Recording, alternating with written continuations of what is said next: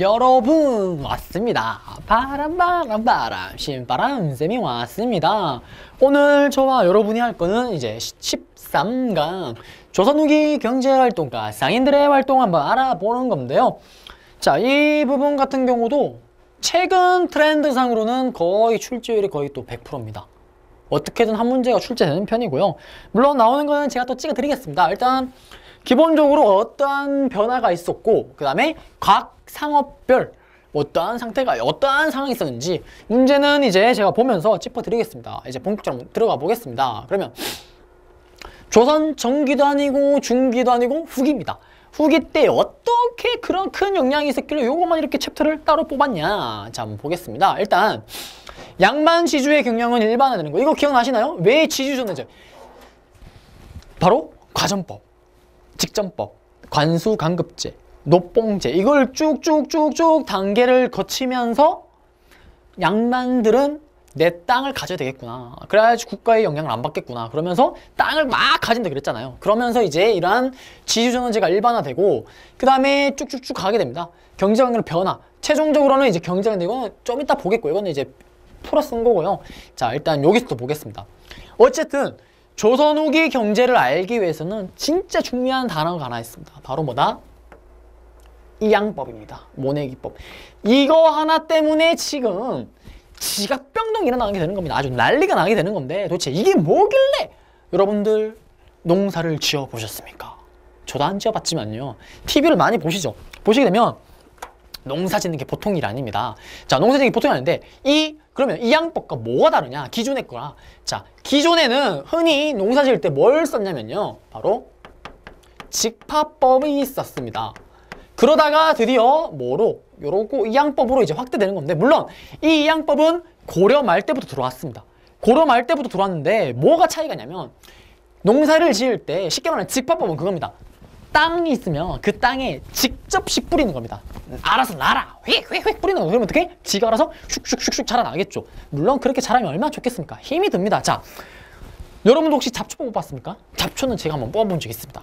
잡초 이거 고르는 게 보통 일이 아닙니다. 일단 직파법을 했을 때 씨를 막 뿌리면은 일정하게 나는 게 아니고 어떻습니까? 뭐 바람에 날리기도 할 거고 지멋대로 씨앗이 납니다. 맞죠? 나는데 그 사이에 자기들 멋대로 잡초가 난 걸 어떻게? 골라내야 되는데 그게 일입니다. 그 다음에 이 잡초라는 거는 뽑아도 납니다. 그래서 우리 흔히 그런 말 있잖아. 이런 잡초 같은 놈.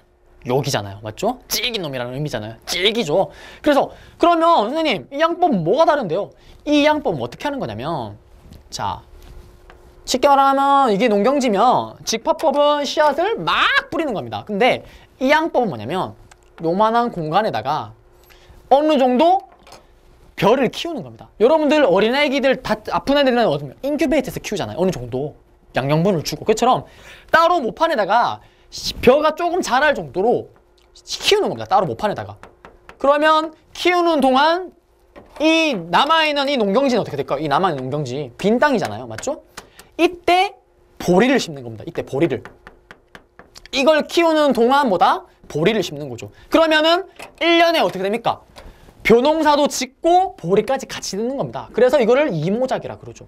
그리고 원래 같으면 모내기를 원래 심으려면 4월 달에 보통 합니다. 근데 이거를 하게 되면 모내기 요 틈을 4월 달에 안 해도 되니까 그 틈이 있으니까 그 틈에 뭐다? 보리 농사를 하는 거죠. 특히 벼랑 보리는 이게 중간에 약간 시간이 맞물립니다. 그렇기 때문에 보리를 하게 되면 어떻게 될까요?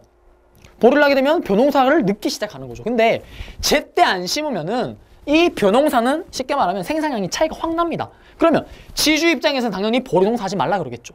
근데 또 얘들이 보리를 포기할 수가 없는 게, 이 보리는 세금으로 안 냅니다. 100% 농민이 먹는 겁니다. 보리 농사 하려고 하겠죠. 근데 이 양법이 있으면 이게 가능한 겁니다. 그 다음에 선생님 이렇게 좋은 걸 그러면 왜 안 했나요? 왜 안 했을까요? 일단 여러분들 TV나 이런 거 봤죠? 이 양법 이런 거 모내기 농사할 때는 어떻습니까? 장화 신고 물에 청벙청벙 들어가서 막 심잖아요. 맞죠?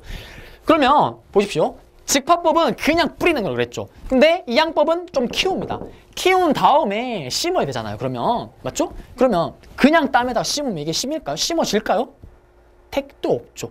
그래서 어떡합니까? 물을 가득 메어놓고 촉촉하니까 그때 착착 착착착 꼽는 거잖아요. 그래서 어떻게? 모내기를 일렬로 이렇게 세우죠, 줄을.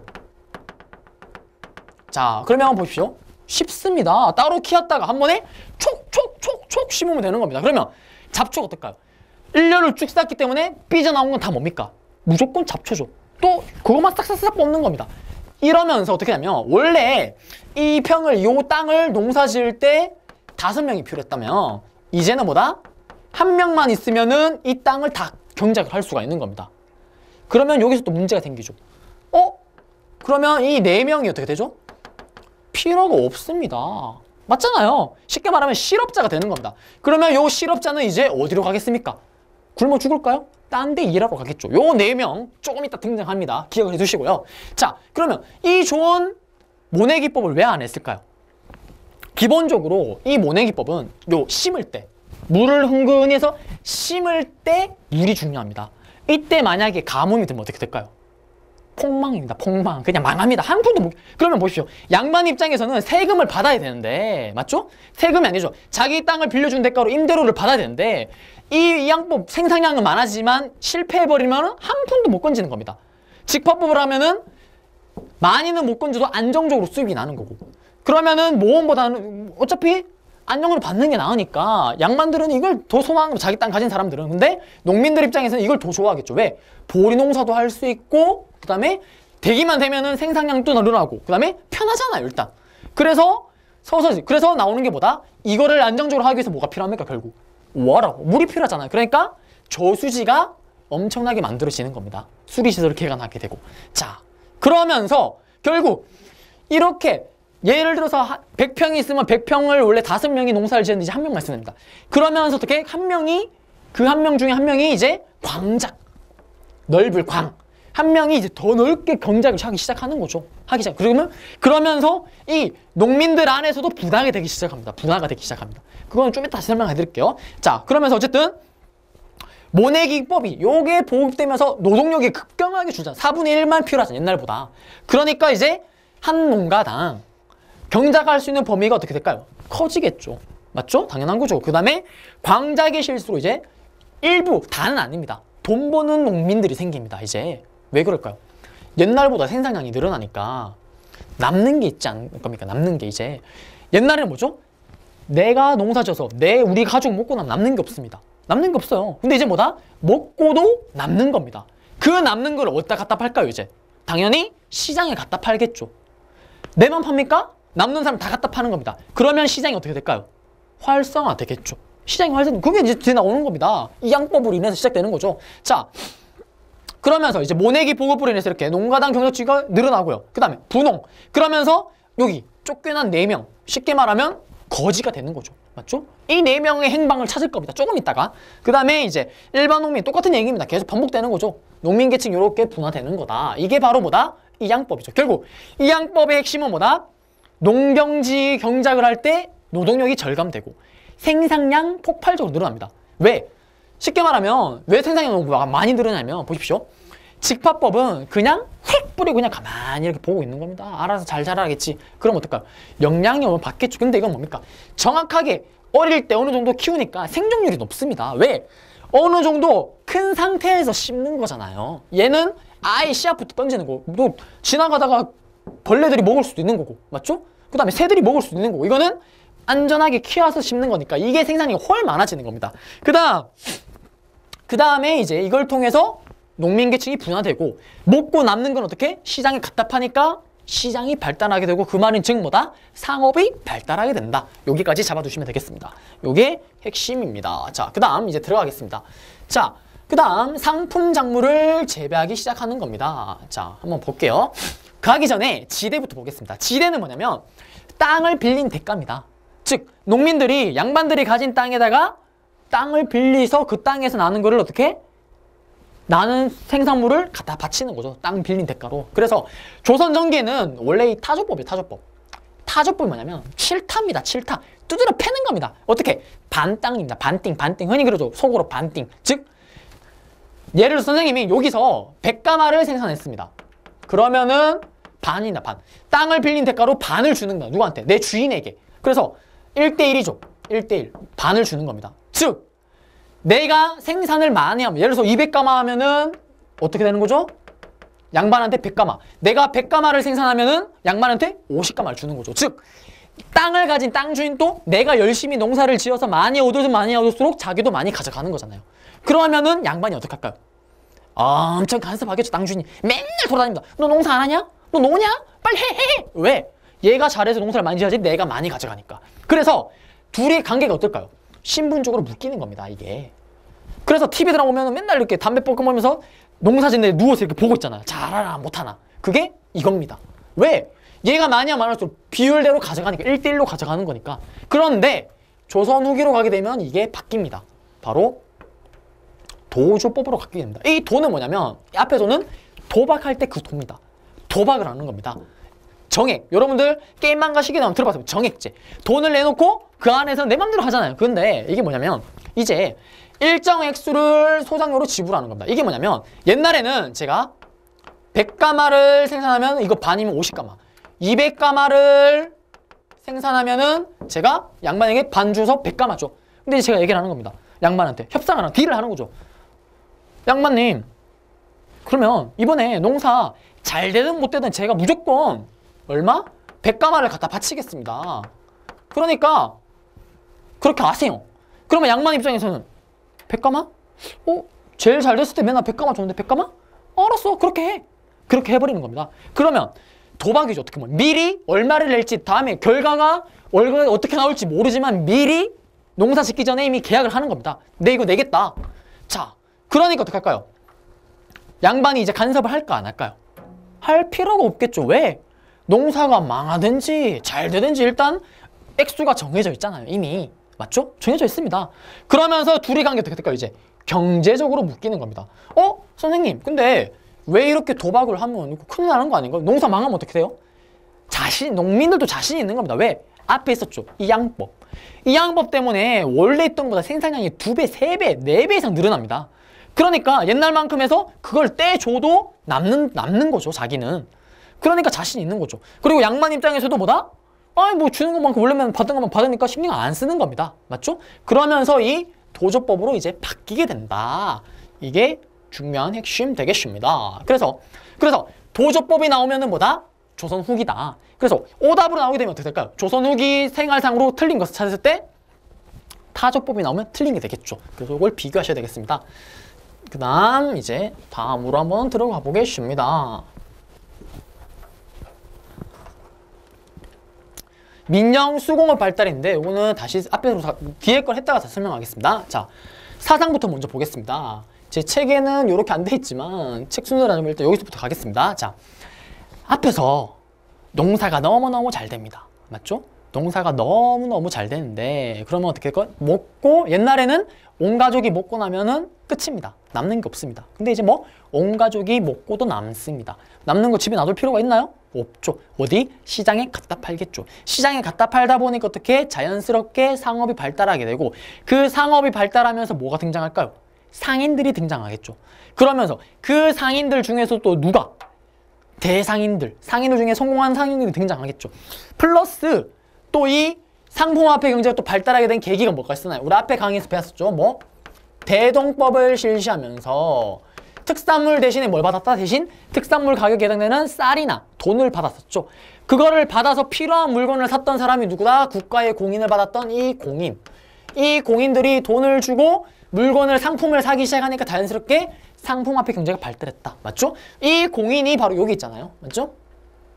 그러면 보십니다. 자, 이 공인이 뭐다?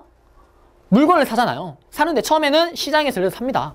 시장에서 사다 보니까 마진을 남기게 되잖아요. 자기도. 그것 때문에 지금 이거 하는 건데 그냥 서울에서 사는 것보다 어떨까요? 나중에는 자기가 직접 그 원산지 지역에 가서 사는 게 훨 싸겠죠. 중간 마진이 안 붙잖아요. 맞죠? 그러면서 내려가면서 물건을 사고 팔면서 또 뭐가 발달할까요? 장시까지 이어지게 되는 겁니다. 맞죠? 어쨌든 특히 이 공인들은 한꺼번에 돈을 미리 받잖아요. 국가로부터. 많은 돈을 받고 그 다음에 차익도 많이 남깁니다. 그러면서 나중에 어떻게 되냐면 그 모은 돈으로 한 개 품목을 아예 싸그리 다 살 수 있는 능력을 갖추게 됩니다. 그 정도의 자금력을 갖추게 되면 그게 뭐가 될까요? 흔히 그러죠. 독과점, 독점. 한 개 품목을 다 사버리는 겁니다. 그러면 어떻게? 그 가격은 이 사람이 지고 있는 거잖아요. 그걸 가리켜서 뭐가 된다? 나중에 도고라고 합니다. 독점적 상인으로 나중에 몇몇은 또 성장하게 되고요. 그 다음에 또 이게 또 발달하게 되는 배경으로는 아까 앞에 썼던 이거고요. 그러면 아까 여기서 한번 잡아보겠습니다. 우리 길 잃은 4명, 농사 짓다가 쫓겨난 4명, 맞죠? 4명 중에 남은 2명이 바로 이 시장으로 가는 겁니다. 시장에 가서 난전, 길거리 난전 있지 않습니까? 거기서 이제 물건을 갖다 파는 겁니다. 왜? 먹고 살아야 되니까요. 맞죠? 2명은 여기로 왔습니다. 그래서 나오는 게 보게 되면 이제 난전이 발달하고 이게 농촌인구 도시 유입이 바로 그걸 얘기하는 겁니다. 그 다음에 금난 정권 철폐인데 신해 통공이라 그러죠. 신해년에 이제 통하게 허락을 이제 통하게 했는 건데 이게 뭐냐면 원래는 종조 때죠. 종조 때. 조선 후기 종조 때 있었던 일인데 금난 정권이라 그래서 원래는 난전을 금지하는 권리를 줬습니다. 유기전에게. 유기전을 비롯한 이제 주요 상인들에게 시전 상인들한테 줬는 건데 시전 상인이 뭐냐면 그겁니다. 쉽게 말하면 시전 상인은 여러분들 길거리 가지 않습니까? 건물 안에 있는 거. 건물 안에 있는 건물들 있잖아요. 건물 세내고 하는 장사하는 그런 사람들. 그게 시전 상인이고 그러면 이 난전은 뭐냐면 길거리 앞에 우리 떡볶이 오뎅이 그 포장마차 있지 않습니까? 그거를 바로 난전입니다. 그래서 원래 이 초기에는 금난전, 그 난전에서 장사하는 사람들을 금지할 수 있는 권리를 상인들에게 시전 상인에 줬는 겁니다. 그래서 여러분들 TV나 드라마 이런 거 영화 보게 되면 어떻습니까? 길거리에 상인들 막 있으면은 막 가다가 발로 뻥뻥 차고 없지 않습니까? 발로 차고 막 없잖아요. 그게 원래는 법적으로 허용이 된 겁니다. 그래서 정부에서는 이제 종조가 근데 이거를 없애버립니다. 없습니다. 왜? 당시 이게 항상 그렇죠. 돈이 많으면 항상 누구랑 결탁합니까? 고위 간직직이랑 연결이 되잖아요. 그래서 종조에 예전에 강의 때 배웠죠. 종조를 죽이려고 반대했던 사람들이 누구다? 노론이었잖아요. 맞죠? 이 노론의 경제적인 뒷배경이 뭐다? 이 시전 상인이 되는 겁니다. 그래서 종조는 이걸 방지하기도 하고 그 다음에 자유로운 상업을 위해서 신해 통공을 통해서 금난 정권을 아예 없애버립니다. 대신에 다 없애진 않고요. 6개 상점, 유기전이라 그래서 뭐 소금이나 그 다음에 뭐 비단 이런 거는 요 6개 품목에 대해서는 독점권을 가질 수 있도록 합니다. 왜? 이거마저도 풀어버리면 경제가 통제가 안 됩니다. 그래서 요것만 남겨놓고 나머지는 다 풀어버립니다. 그러면서 상업이 어떻게 될까요? 더 발달하겠죠. 그러면서 이제 나온 게 뭐다? 대표적인 사상인데 사상은 개인적인 사상입니다. 관어 사상은 국가에 등록되어 있는 사상은 누굴까요? 앞에서 봤었던 여기 시전상인, 그 다음에 또 보부상들. 얘들은 국가에 세금을 내고 활동하는 겁니다. 그래서 국가에 세금을 내니까 국가에서 독점을 할 수 있는 권한을 줬던 거였고요. 그 전까지 계속 맞죠? 그랬던 건데 이제 사상이 나옵니다. 사상은 이게 시험이 잘 나오는데 위치를 아셔야 됩니다. 일단 송상은 개성상인이라 그러죠. 송상이 돈을 제일 많이 번다. 그래서 송상은 여러분들도 그렇잖아요. 맛수도 그렇고 보면 장사가 잘 되면 좋죠? 지점을 내잖아요. 송상이 장사가 너무 잘 되니까 어떻게 한다? 바로 송방이라는 지점을 냅니다.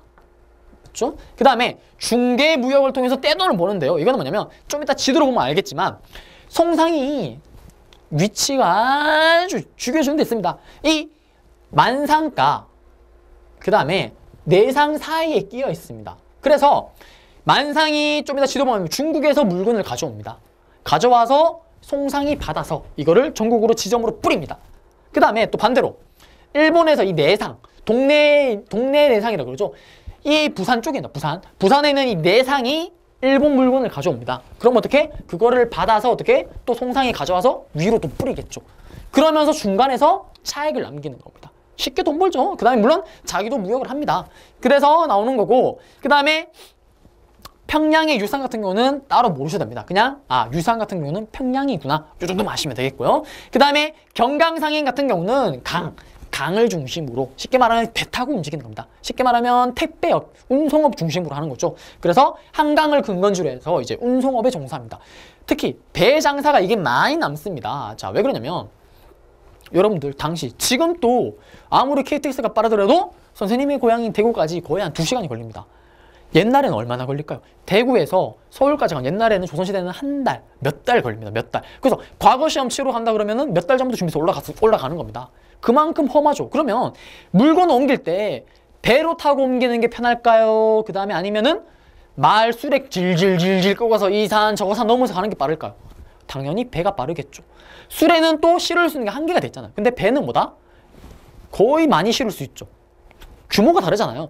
그러니까 배로 옮길 때가 뭐다? 양이 더 많겠고, 상업이 발전하다 보니까 당연히 뭐다? 배를 타고 물건을 갖다 팔겠죠. 그러면 당연히 그건 당연한 현상이고, 그러면 배를 타고 그러면 내리는 선착장이 있을 거 아니에요. 여러분들도 TV 같은 거 보면 부산이나 뭐 하는 해안 도시 보게 되면 컨테이너 박스 엄청 많이 쌓여 있잖아요. 그거 다 뭡니까? 물건이잖아요. 그처럼 똑같습니다. 배를 타고 상업을 하다 보니까 종착점 내리는 데가 있지 않을까요? 그러면 그 내리는 데는 어떻게 할까요? 물건이 쌓이고 하겠죠. 그러면 그 지역에는 뭐다? 그 물건을 받으려고 오는 보부상들, 맞죠? 아니면 상인들이 모이지 않겠습니까? 그러면서 그 포구장이라고 그쪽에 또 뭐다? 커다란 시장이 형성되겠죠. 맞죠? 그게 이어지는 겁니다. 어쨌든 지도를 한번 다시 보면서 요거를 설명해 드리겠습니다. 자, 지도인데, 자, 보시게 되면 만상입니다. 만상은 의주만상이죠. 중국으로 들어오는 거고, 그 다음에 후씨 계시는데, 후씨가 뭐냐면 한자로 치면 디후입니다. 뒤로 하는 겁니다. 뒤로 하는 거. 뭐가 캥기니까 뒤로 하겠죠. 이건 뭐냐면 흔히 말해서 밀무역이다. 밀무역. 사무역이죠. 개인적으로 하는 거. 그 다음에 개씨는 뭐냐면, 개씨는 열개, 대놓고 오픈하는 겁니다. 이거는 뭐다? 국가가 주도하는 정상적인 무역을 말하는 거고요. 자, 그 다음 평양에 유상이 있습니다. 그 다음에 송상은 보이시죠? 송상. 이 성상이 이 만상에서 오는 거 받고 지점으로 넘기고, 그 다음 여기에 동네에 내상이 있죠. 부산 쪽이죠. 거의. 여기서는 일본으로부터 들어오는 거 어떻게? 여기로 받아서 중간에서 넘기고, 그게 바로 송상이었던 거고요. 그 다음에 경강상인은 배 타고 다니는 애들. 쉽게 말하면 배를 타고 뭐 운송업 하는 거죠. 한강으로 다 모여드니까. 그 다음에 시전은 뭐 서울에 있는 거고요. 그래서 요 지도를 주고도 문제를 묻습니다. 여기에 해당되는 상인에 대한 설명으로 옳은 거예요. 여기 지금 가나다라마에서 가 해놓고 얘기를 달겠죠. 맞죠? 그래서 그거를 아시면 되겠습니다. 자, 그러면 요렇게 해서 상인들을 해봤고요. 한번 정리를 해보겠습니다. 다시 상인 쪽에. 자, 그래서 자연스럽게 상업이 발달하니까 당연히 시장이 발달하겠죠. 왜? 시장에 사고 파니까요. 그러면서 장시가 발달합니다. 그래서 18세기 조선 후기로 가게 되면 전국적으로 확대됩니다. 거의 몇천 개가 막 우르르 생기겠죠. 초기에는 조금밖에 없다가, 그 다음 특징으로 보게 되면 이제 오일장이고요. 그 다음에 뭐 물건을, 농민들은 당연히 물건도 싸게 살 수도 있고, 흥정하면 싸게 살잖아요. 맞죠? 그러면서 이렇게 발달하게 된다. 특히나 어디를 중심으로 보시되면 원상장, 강경, 송파장 이건 다 보통 대체로 이제 포구 쪽이죠. 배 타고 내리는 그쪽이 좀 많이 발달하는 편입니다. 그 다음에 상업을 중심지, 당연히 대도시 주변이 당연히 어떨까요? 시장의 규모도 크고 사람들이 많이 모이니까 거기를 중심으로 모이겠죠. 맞죠? 그 다음에 이제 보부상 보겠습니다. 보부상은 뭘까요? 짐 얼쳐매고 가는 겁니다. 그래서 흔히 원래는 따로죠. 보상, 부상 따로입니다. 보상, 부상 뭐 따로인데 그건 모르시고 다 합쳐서 이제 보부상이나 그런 건데, 사진이 많이 나옵니다. 시험에 나온 사진인데 요거는 지금 제가 실었을 것 같은데 좀 이따 다시 한번 보도록 하겠고요. 어쨌든 보부상은 짐을 싣고 응차 물건을 갖다 파는 애들을 말하는 겁니다. 그래서 이 보부상들이 어떻게 할까요? 온 시장을 돌아다니는 거죠. 돌아다니다 보니까 어떻게? 그 시장을 연결시키잖아요. 그게 뭐다? 여기 있는 말을 어렵게 풀어 쓴 거죠. 그 다음에 이것도 뭐 어려운 말 당연하죠. 보부상이 이제 물건 생산하는 거 떼서 원하는 사람한테 갖다 파는 거잖아요. 연결해 주는 거 맞잖아요. 맞죠? 그래서 이러한 단어고요. 그 다음에 포구가 뭐라 그랬죠? 배 타고 들어오는데 당연히 발달하면, 왜? 배 타고 들어오면 어떻게? 대량으로 들어오잖아요. 그러면 그 물건 떼려고 얼마나 상인들이 많이 모여들겠습니까? 그러면서 특히나 뭐가 발달하냐면요, 객주와 여각이 발달합니다. 자, 보세요. 포구에 여러분들도 물건을 사러 갑니다. 물건을 사러 가죠. 그러면 배 타고 들어온 지역에 딱 기다리고 있습니다. 아, 물건이 오겠지? 기다리고 있습니다. 그러면 아니나 다를까 막 들어옵니다. 들어오면 어떻게? 사야 되는데, 얘가 언제든 배라는 게 또 날씨 영향을 좀 받잖아요. 늦게 올 수도 있고 일찍 올 수도 있는 거 아닙니까? 맞죠? 물살이 잘 맞아야 되니까. 그러면 오늘 오기로 했는데 오늘 안 왔네? 그럼 어떡합니까? 집에 갑니까? 기다려야죠, 올 때까지. 맞죠? 그러면 그냥 막 바닥에 누워 잡니까? 잠을 자야 되잖아요. 그러면서 그 지역에는 뭐가 발달하냐면, 이게 여각인데, 이건 뭐냐면 지금으로 치면 여관입니다. 여관 시설이 있겠죠. 발달합니다. 포구를 중심으로. 그 다음에 객주는 뭐냐면 중개업자다. 예를 들어서 일본에서 뭐 나카타 상단이 들어왔습니다. 그러면 제가 얘랑 말이 됩니까? 안 됩니까? 안 되잖아요. 근데 얘 딱 보니까 처음 보는 상단인데 저 물건이 너무 좋은 겁니다. 갖고 싶습니다. 그럼 어떻게? 연결을 해야 되잖아요. 그 연결, 쉽게 말하면 부동산 중개업자 같은 개념이라 생각하시면 됩니다. 중간에 소개시켜주고 집과 서로 집을 팔기 원하는 사람, 집을 사는 사람을 연결시켜주고 중간에 그 돈을 떼먹는, 맞죠? 그게 바로 누구냐면 객주입니다. 객주. 중간에 껴서 뭐다?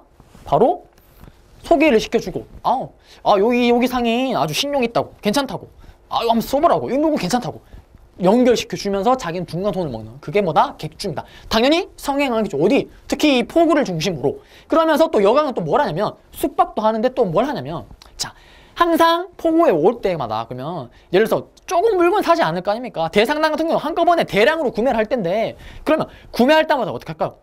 돈을 내야 되잖아요. 그러면 그 돈을 항상 들고 다닐까요? 맨날 질질질, 오늘 뭐 대량으로 엄청나게 사니까 돈을 이만큼 들고, 귀찮잖아요. 지금 요새 어떤가요? 은행에서 돈 찾잖아요. 그처럼 여기 여각에서는 내 은행 같은 개념도 합니다. 돈을 맡겨도 나중에 들어왔을 때 그 돈을 찾아서 결제한, 이런 식으로, 맞죠? 그런 식으로 나오게 됩니다. 그래서 보시게 되면 당연히 어떻습니까? 걸어다니면서 움직이는 장시보다 규모가 크겠죠. 대량으로 한꺼번에 들어오니까. 그러니까 중심지로 성장을 하게 되는 거고요. 선상은 뭘까요? 배 타고 상인하는 거. 대표적인 게 누가 아까 앞에서 봤었던 경강상인, 한강을 중심으로, 맞죠? 특히 이 경강상인 나중 되면 어떻게 하면 자기들이 배도 만듭니다. 대량으로. 그러면서 장사에 또 나가게 되는 거죠. 그래서 전국적인 해상유통 같은 얘기입니다. 계속. 그 다음에 객주와 여각도 뭐다? 이렇게 등장하고, 그 다음에 물론 이 객주와 여각 당연히 포구에는 당연히 몰리겠고 안에 장시 중에서도 큰 규모는 생길 수 있겠죠. 맞죠? 그래서 이런 것도 존재했었다. 그 얘기입니다. 자, 그리고 장시의 발달이죠. 장시의 발달인데 개시와 후시, 이거는 지금 장시의 발달이 이게 지금 약간 오타난 것 같기도 한데, 어쨌든 개시는 아까 뭐라 그랬나요? 열린 거, 국가에서 허용한 거. 그 다음에 후시는 쉽게 말하면 밀무역입니다. 밀무역. 이 정도만 아시면 되겠고요. 화폐 유통인데 당연히 처음에 옛날에는 쌀을 가지고 물물 교환을 했습니다. 필요한 거를. 자, 미쳐버리죠. 물건 하나 사려면 쌀을 막 얼마씩 가는 겁니다. 그 다음에 쌀이 상할 수도 있고 귀찮습니다. 자연스럽게 이제 상업의 규모가 커지면 커질수록 간단한 뭘 원하게 될까요? 돈이 편하잖아요. 그러면서 돈의 유통이 활발해지는 겁니다. 이때 나오는 게 뭐다? 바로 상평통보입니다. 시험에 어렵게 나올 때는, 옛날에 어렵게 나올 때 어떻게 하냐면 조선 초기의 돈은 저화라는 게 있습니다. 그래서 조선 후기에는 이 저화가 사용되었다. 틀렸죠. 맞죠? 상평통보입니다. 그리고 사실은 여러분들이 공부를 안 하시면은 아는 화폐도 이것밖에 없죠. 상평통보 하나밖에 없습니다. 들어본 거라고, 맞죠? 조선 후기 상품화폐, 이 시장이 발달했을 이때구나. 그 다음에 시간이 지나니까 이 화폐가 돈 많은 사람 딱 보니까 최고입니다. 옛날에는 쌀을 모았는데 지금 딱 보니까 쌀은 모아도 뭐 아무리 많이 모아도 상하잖아요. 그래서 예민한 양반들은 막 곡간이에서 썩어 나는데도 어떻게? 가지고 있잖아요. 안 베풀고. 근데 돈은 뭐습니까? 안 상하잖아요. 최고입니다. 돈을 모으기 시작하는 겁니다. 그냥. 그리고 이 돈 많은 사람들은 뭐 들어오면 나가지가 않습니다. 돈이. 그러니까 정부에서는 돈을 아무리 찍어내도 뭐 어떻게 될까요? 돈이 시중에는 없는 겁니다. 그러니까 어떻게 될까요? 생뚱맞게 돈의 가치가 올라가겠죠. 그러니까 돈이 없으니까 돈이 귀한 겁니다. 그러니까 100원짜리 하나로 다 사는 겁니다. 그냥 돈이 귀하니까. 그러한 상황이 흥성대원군의 당백장과는 반대되는 상황이죠. 어떻게 보면. 그래서 이러한 것들이. 그래서 이거를 고급스러운 말로 뭐다? 전황이라 그럽니다. 쩐이 황, 과문 들었다. 아예 말라버렸다. 말라 없어졌다. 그걸 가리키는 겁니다. 그리고 나서 또 규모가 커지니까 이제 동전도 불편합니다. 상면동 알지 않습니까? 엽전 같은 거. 맞죠? 그거를 나중에 어떻게 하냐. 무겁잖아요. 또 대량 두고 다니고. 그러면 어떡할까요? 이제 지금 수표처럼, 화폐처럼 이제 어음이나 환으로 나오게 됩니다. 근데 이 어음은 나중에 또 배우겠지만 일제시대가 없어집니다. 왜? 일본 애들, 야, 조선의 어음은 믿을 수가 없다. 언제 믿고, 이건 뭐 안 돼. 어쨌든 나중에 그건 다시 배우겠고요. 어쨌든 이때 화폐 유통이 되면서 또 뭐다? 어음까지도 나오게 됐구나. 이렇게까지 아시면 되겠습니다. 그 다음에 이제 서민문화 들어 한번 가보겠습니다.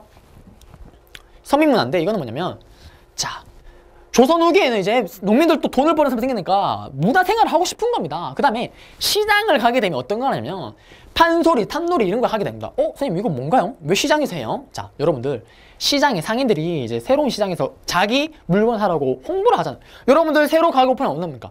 여자들이 막 춤추고 하잖아요. 아니면 막 인형이 막 흔들고 하잖아요. 그거 뭐? 오라고. 그처럼 관객들을 끌기 위해서, 고객들을 끌기 위해서 이렇게 탈놀이나 판소리를 막 시장 앞에서 하는 겁니다. 그러면서 이제 보여주는 거고요. 한글 소설은 이제 사회 실용을 보여주는 거고, 사설 시조는 뭐냐면 이제 개인이, 시조가 옛날에는 어떻습니까? 사대부의 절이니 충성이니 이걸 담았더라면 이제는 뭐다? 그냥 일반 민중들의 삶을 담는 겁니다. 그 다음에 시조의 형식도 쉬워집니다. 일반 사람도 쓸 수 있게끔. 그 다음에 한문학 박지원의 양반적 허생은 어떻습니까? 양반을 비꼬죠. 맞죠? 그런 모습도 나오게 되고요. 그 다음에 시사 조직을 만들어서 자기들끼리 시를 짓는 겁니다. 양반들 아닌데도. 그 다음에 뭐 진경서의 미나, 풍속화 요거는 또 그림 파트에서 배우겠지만 여러분 다 아시지 않습니까? 진경 진짜 경치처럼. 그 다음에 김홍도의 풍속화, 미나 이런 건 다 언제다? 조선 후기다. 이거 중요합니다. 이 그림을 주고 이 그림이 그려졌을 시기에 대한 상황으로 알맞은 것을 그러면 어떨까요? 요 우리 배웠던 내용을 해야 되겠죠. 맞죠? 자, 이제 그 다음에 다시 넘어갔던 거 앞에 부분 다시 한번 해보겠습니다. 어디로 가냐면 수공업으로 한번 가보겠습니다. 수공업이 뭐냐면 손으로 만드는 거죠. 지금 치면 선생님이 쓰는 분필, 뭐 이런 칠판, 그 다음에 뭐 지우개 이런 것들 다 손으로 만듭니다. 만들어서 갖다 파는 거잖아요. 갖다 파는 건데 옛날에 처음에는 이 광명 수공업이었다가 이게 세타입니다. 왜? 수공업이 원래는 여기였잖아요. 여기였다 기억나시죠? 균열법 할 때도 그냥 시간이 지나면 서로 강제로 하는 게 아니고 이제 돈을 내면 빠져나가잖아요. 얘들도 광명 수공업도 이제 뭐다? 장인세. 포를 내고 다 빠져나갑니다. 빠져나가서 어떻게 자유롭게 생산하는 겁니다. 그러면서 자연스럽게 뭐다? 민영 수공업이 발달하게 되는데 여기서 이제 문제가 생깁니다. 아니 수공업을 만들려면 일단 기본적으로 처음에 만들 때 내 재료비가 있어야 되죠. 맞잖아요. 재료비나 돈이 좀 있어야 되는데 그 돈 자체가 없는 겁니다. 그럼 어떡할까요? 상인들이 돈을 번 상인들이 거상들이죠. 아까 봤었던 뭐 송상 이런 상인들 있지 않습니까? 그러한 상인들이 자기들도 물건을 떼다 보니까 짜증나는 겁니다. 아예 차라리 원산지 가서 돈을 투자하고 내가 받아야 되겠다. 그래서 선대제 수공이라고 그럽니다. 이게 뭐냐면 미리 돈을 지불하는 겁니다. 미리 돈을 주고 만든 건데 선생님 이것도 무슨 말인지 모르겠다. 그러면 그걸 생각하면 됩니다. 여러분들 마트를 가시죠. 만약에 뭐 마트를 가게 되면 콜라가 있습니다. 콜라가 있으면 여러분들이 좋아하는 코카콜라, 펩시 맞죠? 그런 콜라가 있고 그 다음에 마트에서 찍어낸 콜라가 있습니다. 가격이 어떨까요? 마트에서 산 게 또 마트 붙은 게 더 싸죠. 그게 흔히 그러죠. PPL이 그러잖아요. 맞죠? 더 싼데 다른 것도 다 그렇잖아요. 여러분들이 좋아하는 과자도 보게 되면 마트에서 직접 만든 과자가 가격대가 몇 배가 더 싸죠. 그게 왜 그럴까요? 그걸 미리 돈을 지불하고 그렇게 하는 겁니다. 즉 이거죠. 민영 수공업 발달. 이게 선대제 수공업이 그걸 말하는 겁니다. 쉽게 말하면 돈을 미리 지불하고 물건을 떼오는 거죠. 그러니까 어떨까요? 이 민영 수공업자는 물론 만들긴 만들지만 자기가 많은 이득을 남길까 못 남길까요? 못 남기겠죠. 맞죠? 그래서 어쨌든 일단은 민영 수공업 돈이 없으니까 일단 이렇게 작업을 하는 겁니다. 그러다가 돈을 좀 모으는 수공업자가 생기겠죠. 그러한 사람들이 어떻게 한다? 이제 후반으로 가게 되면은 몇몇 수공업자들이 이제 독립적으로 돈을 미리 안 받고 내가 먼저 만들어서 물건을 갖다 파는 겁니다. 즉 이거는 자기가 물건을 만들지만 가격표를 자기가 못 붙입니다. 왜? 얘들이 상인들이 붙이는 거고요. 여기서는 뭐다? 내가 물건 만들어서 내가 팔고 싶은 가격을 내가 붙일 수 있는 겁니다. 이게 바로 독립수공업이죠. 어쨌든 이러한 단어가 나오면 언제다? 조선 후기다. 요거를 아셔야 되겠습니다. 그 다음에 상인들이 쉽게 말하면 재테크하는 거죠. 돈 버니까 항상 그렇죠. 돈을 벌면 재벌들 보십시오. 사업을 처음에 막 하나씩 늘리잖아요. 맞죠? 그래서 지금 어떻습니까? 제일 최근에 문제되는 게 뭐 빵집까지 진출한다고 대기업들이 막 말을 하잖아요. 그 똑같습니다. 상인들이 이제 돈을 벌다 자금이 많아진 거 어떻게? 곳곳에 투자하는 겁니다. 이제. 그러니까 내가 더 이윤을 많이 남기잖아요. 맞죠? 그래서 이러한 것들이 나오게 되고 이게 바로 민영수공업 발달이고요. 그 다음 이제 광산으로 가겠습니다. 광산도 처음에는 국가에서 담당했습니다. 또 역이죠, 역. 역이 뭐라 그랬죠? 군역과 요역이 있다 그랬잖아요. 요역은 앞에 썼던 수공업도 그렇고 광산도 그렇고 이거는 내가 원해서 가는 게 아니고 국방의 의무처럼 강제로 끌려가는 겁니다. 그러다가 서서히 해이지면서 부역을 거부하게 되고 쉽게 말하면 돈 주고 빠져나가는 거죠. 군역으로 봤을 때 뭐 군적수포제 맞죠? 군적수포가 방군수포제죠. 방군수포제 이런 거였고 그러다 보니까 국가에서 이제 합법적으로 어떻게 돈을 받고 빼주잖아요. 그 돈으로 국방력을 구입하는데 그걸 빼지는 겁니다. 그러면서 이제 어떻게 하냐면 민간에게 맡깁니다. 광산을. 근데 민간 특히 또 누구들? 아까 떼돈 번 상인들 광산에 투자합니다. 금은강에. 왜 금은강에 투자를 할까요? 중국 애들한테 상평 통보 주면 걔들이 받을까요? 버립니다. 여러분들 가게하고 있는데 일본 애들이 와서 우리나라 돈 안 주고 일본 돈 주고 계산하겠다 그러면 어떡하고요 여러분들? 쫓아내겠죠. 맞죠? 욕 막 할 거 아닙니까? 열받아서. 그러니까 어떡할까요? 만용 공통의 돈이 뭘까요? 이 시대 때? 금하고 은이지 않겠습니까? 그러니까 금하고 은이 중국과 무역할 때 많이 필요하니까 아예 이 상인들은 그럴 바에야 금강, 은강을 개발하죠. 우리가 돈을 투자해서. 그래서 개발하는 겁니다. 그래서 국가에서도 뭐다? 관리가 안 되니까. 왜? 강제로 부른 얘들이 없는 겁니다. 부릴 애들이. 그래서 어떻게? 그럴 바에는 민간인에게 맡기고 세금이라도 받자. 그래서 먼저 설치하게 해주고 그 다음에 어떻게? 대신 수취하자. 세금을 받자는 설정 수수제가 나오게 됩니다. 그러면서 시간이 지나게 되면서 계속 개발하겠죠. 왜? 청나라 무역이 계속 발달한 거예요. 특히 중국이나 일본이랑 무역할 때 뭐가 필요하다? 만용 공통어, 은이 필요하니까요.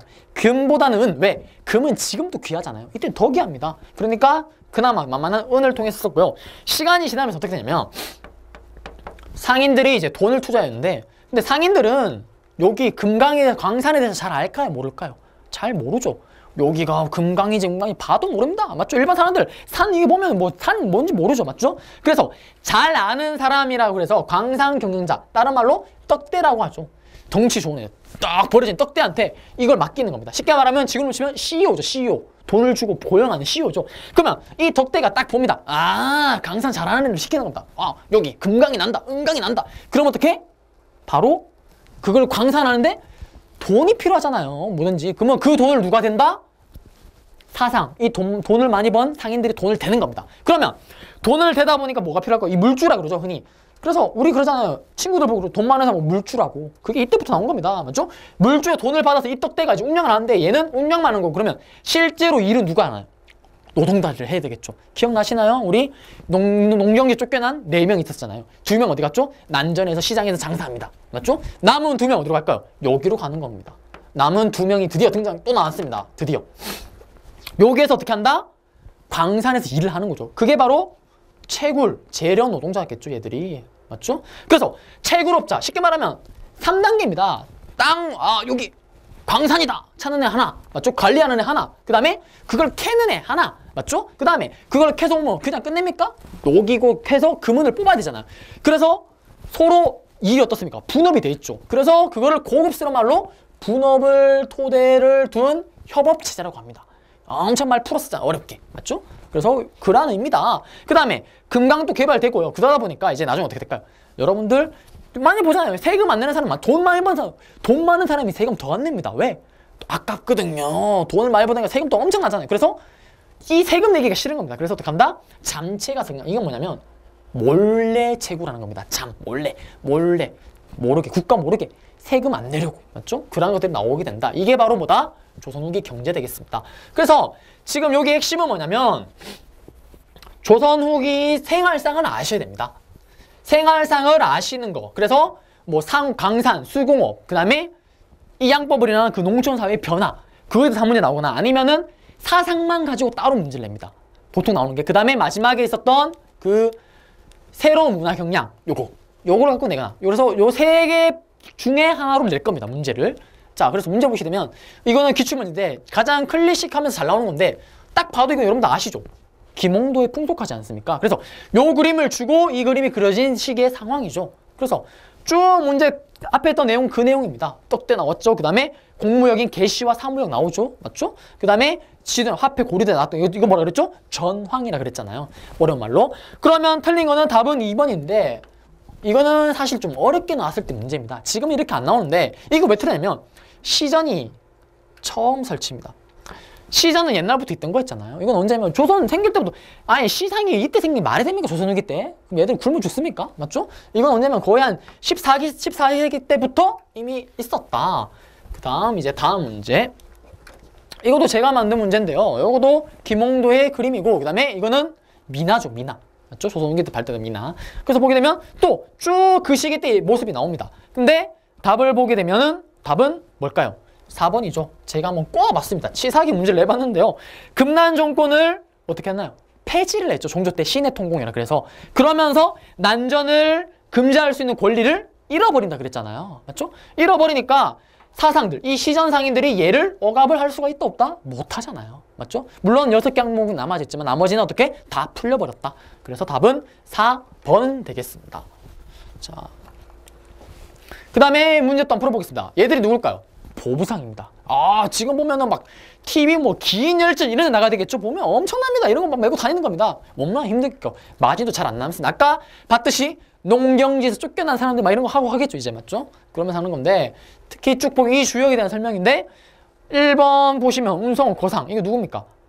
대표적인 사람. 경강상인 되겠죠. 맞죠? 그 다음에 대외무역의 주요 감면. 이것도 뭐 송상 이런 애들이 있고. 얘들이 무슨 대외무역 가겠습니까? 맞죠? 그 다음에 농촌의 장시를 하나 유통하고 얘들이 이런 거 짊어지고 이거 동네 저 동네 시장이나 시장 다 다니는 겁니다. 그래서 답은 3번이 되겠고요. 금난 정권으로 받아 사상을 얻었다. 이거는 누군가요? 이것도 말 자체가 틀렸죠. 이거는 일단 시전 상인들 관련 있는 거고. 그 다음에 포구를 거점으로 운반업과 군용업도 하였다. 이거는 여각과 객주 그걸 해당되는 내용이 되겠습니다. 그래서 답은 3번 되겠고요. 이렇게 해서 문제 한번 다 풀어봤습니다. 이번 강의도 여러분들 중요한 강의고요. 특히 조선후기 경제는 시험 출제율이 상당히 높고 거의 100% 어떻게든 한 문제 나오니까 여러분들 준비를 잘 하셔서 문제를 맞추시기 바라겠습니다. 어쨌든 저는 여기까지 하고요. 다음 강의에서 뵙도록 하겠습니다. 여러분들 고생하셨습니다.